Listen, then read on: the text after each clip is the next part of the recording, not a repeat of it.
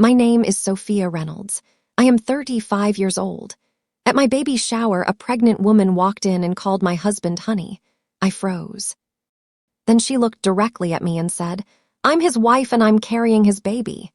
She showed pictures, messages, even a marriage certificate. Everyone believed her. They started blaming my husband until I asked one simple question. Her face turned completely pale. "Before we begin, please like and subscribe. It really supports the channel and means a lot." Now let's start. The house glowed with light.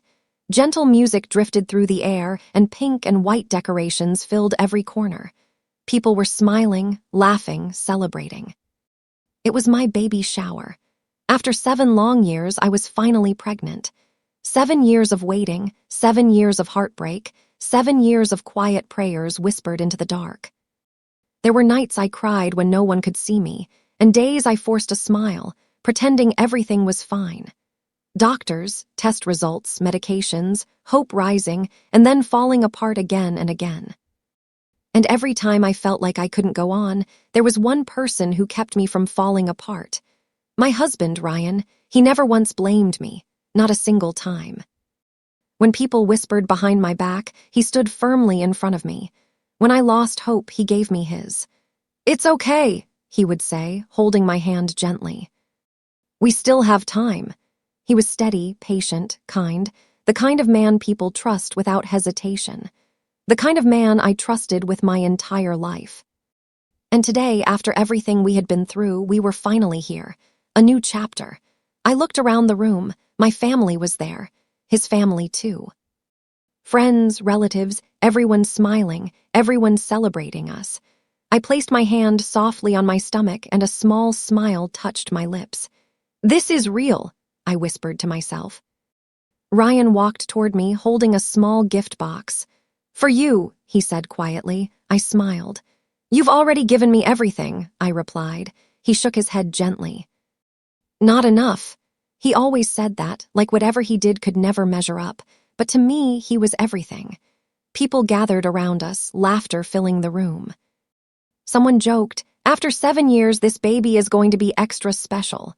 Everyone laughed. I laughed too, but deep inside I knew the truth. This was more than happiness. This was survival. We had endured everything to reach this moment.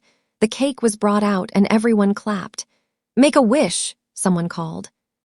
I closed my eyes, and for the first time I didn't wish for anything, because everything I had ever wanted was already right here. I opened my eyes and looked at Ryan. He smiled at me. That same smile that had carried me through years of pain. The room felt warm, safe, whole. And then the door opened. At first, no one noticed, but someone near the entrance suddenly fell silent. One by one, the voices began to fade. The laughter stopped. Even the music seemed distant. A strange, heavy silence slowly spread through the room. I turned my head and saw her. A woman stood at the doorway. She was heavily pregnant, one hand resting on her stomach, her eyes fixed on Ryan. She smiled. Then she stepped inside as though she belonged there. Each step she took felt heavier than the last. People moved aside, confused. Whispers began to ripple through the crowd. "Who is she? Do you know her?" Something tightened in my chest. She stopped in the center of the room, right in front of everyone, right in front of us. Then she looked at Ryan and said softly, "Honey, you didn't tell me about this party." My heart stopped. The entire room froze. No one moved. No one spoke. And in that moment, something inside me cracked, because deep down, I knew that whatever she said next could destroy everything. The woman didn't rush. She stood there calmly, as if time didn't matter. Then slowly, she turned her gaze toward me. A faint smile curved her lips. "Ryan didn't tell you about me," she said. My heart skipped. For a moment, I couldn't even understand what she meant. Slowly, I turned my head toward Ryan. He was frozen. His face had gone pale, his eyes wide with shock. "What?" he whispered. "I don't even know you." His voice shook. The woman let out a soft, almost amused laugh. "I told you," she said quietly. "You should have told her." Then she stepped closer, her hand resting protectively over her stomach. "I'm his wife," she said clearly. "We've been married for 3 years." My legs felt like they might give out beneath me. And I'm 8 months pregnant, she continued, her voice steady. With his baby. The room erupted. Gasps, whispers, shock spreading in every direction. No way! This can't be real! It felt like the ground beneath me had disappeared. 7 years of love, 7 years of trust. 7 years of pain. Was it all a lie? No, Ryan suddenly shouted, his voice loud, desperate. I swear I don't know her. He stepped forward. This is the first time I've ever seen her. But the woman didn't react. Her expression didn't change. Instead, she looked at him with soft, almost affectionate eyes.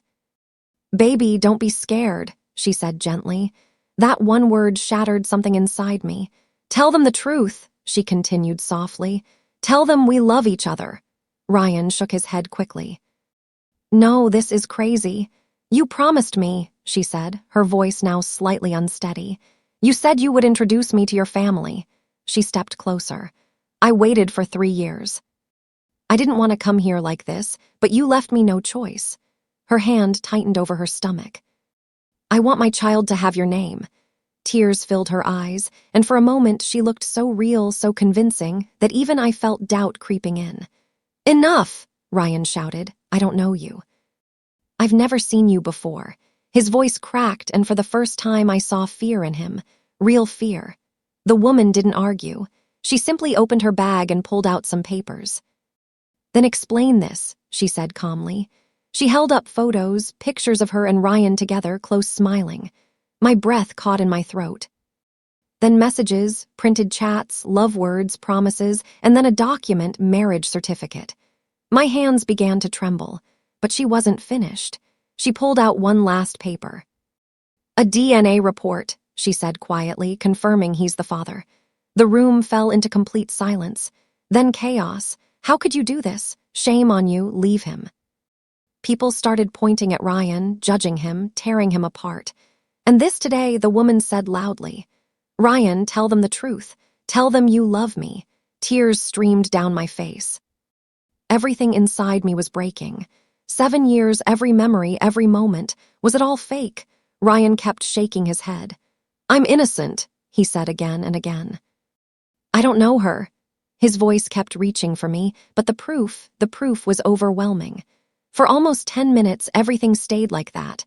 Voices rising, accusations growing. The woman presenting more proof. Ryan defending himself over and over again. Both of them stood there, both sounding real. Both sounding like they were telling the truth. And I stood in the middle, breaking, confused, completely lost. Then suddenly a memory came back. Not just a moment, but a feeling. Years ago, when everything was simple, when it was just me and Ryan, we were sitting together, holding each other's hands, and we made a promise. No matter what happens, he said softly, looking straight into my eyes. No matter what situation we are in, we will never leave each other. His grip tightened around my hand as he continued. We will trust each other even when the whole world stands against us. My eyes had filled with tears back then, and I nodded because I believed him, because I knew him. And then he said something I could never forget. I can make mistakes, he whispered. I can fail. I can lose everything but one thing, he paused, holding my hand even tighter. I can never cheat you. My heart trembled remembering those words. We stand together, he said, even when no one stands with us. That promise wasn't just words. It was our foundation, our truth. And suddenly, everything became clear. I came back to the present, the noise, the people, the accusations. But this time, I didn't feel lost. I looked at Ryan again, really looked at him, not at the situation, not at the so-called proof, but at him. And there it was, the same eyes.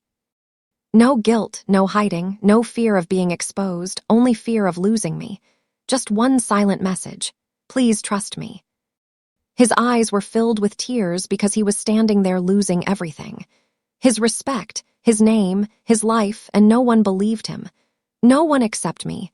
My heart broke in that moment. Not because I doubted him, but because he was alone. And I was the only one who could stand beside him. Slowly, I wiped my tears, took a deep breath, and something inside me changed. The confusion, the fear, the pain, it all turned into strength. I stepped forward. Enough. My voice was calm, but this time it carried weight. Power. The entire room fell silent. Every eye turned toward me. I didn't look at them. I looked at Ryan first. For a second, just a second. We said everything without speaking. Then I turned toward the woman. No matter what you show, no matter how real it looks, I know one thing. The room held its breath. My husband cannot cheat me. Silence, heavy, deep. Ryan's eyes broke completely, tears rolling down his face.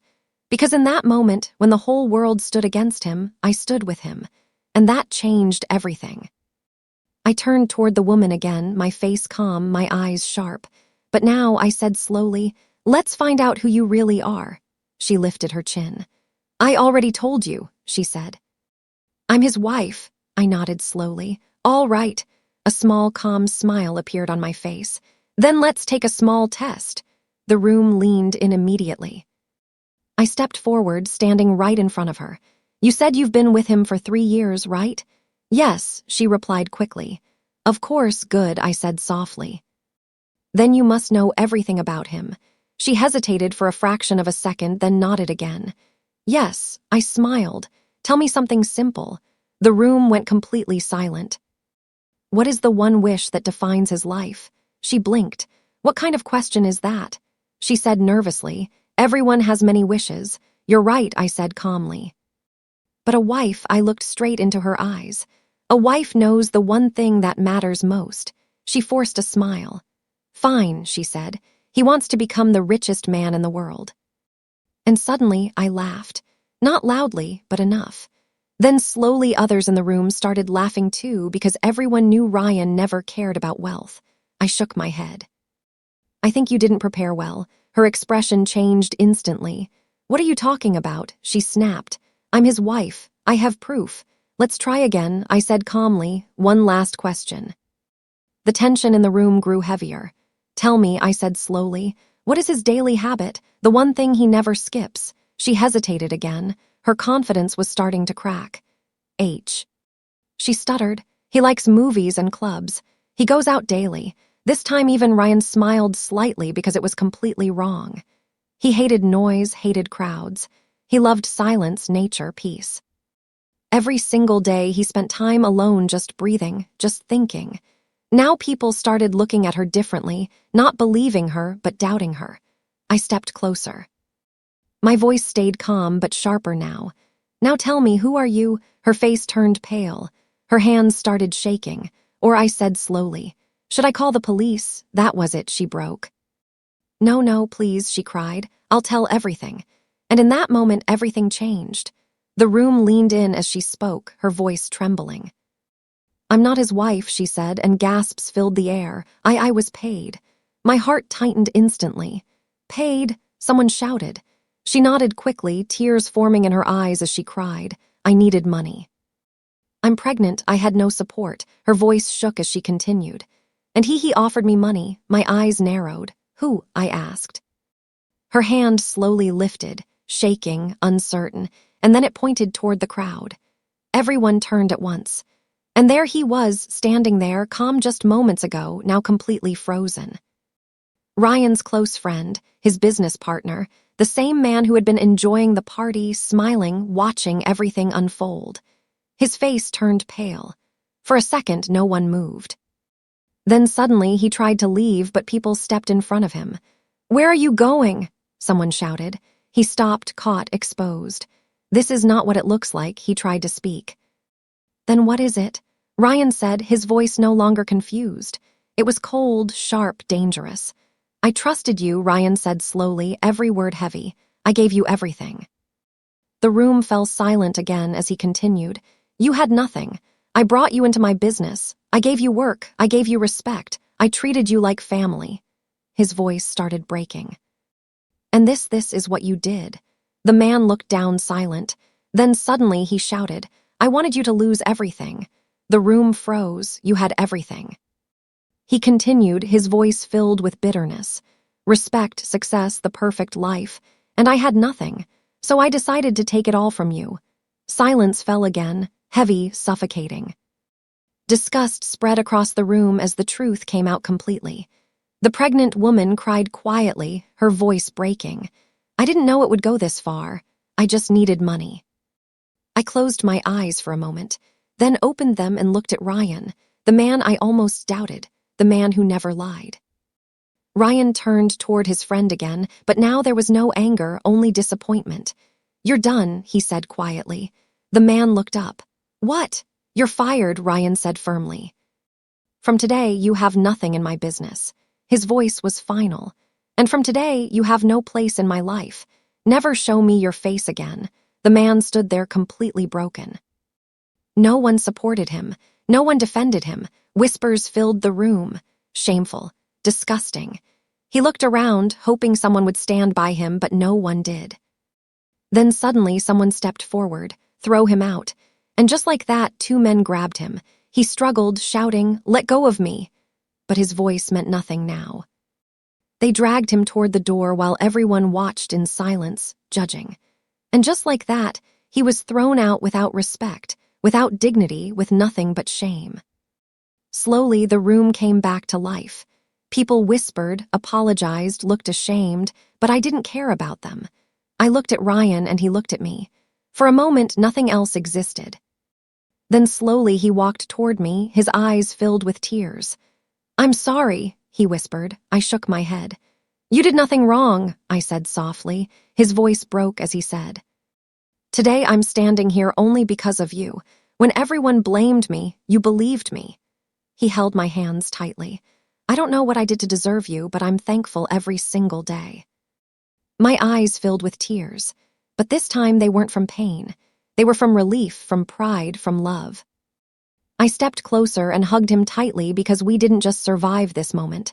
We proved something, trust, real trust, the kind that doesn't break. Even when the whole world stands against it. Slowly, the music started again. The decorations still shined. The cake was still there, and life moved forward because some storms don't break you. They show you who is really standing with you. And that day I realized I didn't just have a husband. I had a partner, and together we were stronger than anything.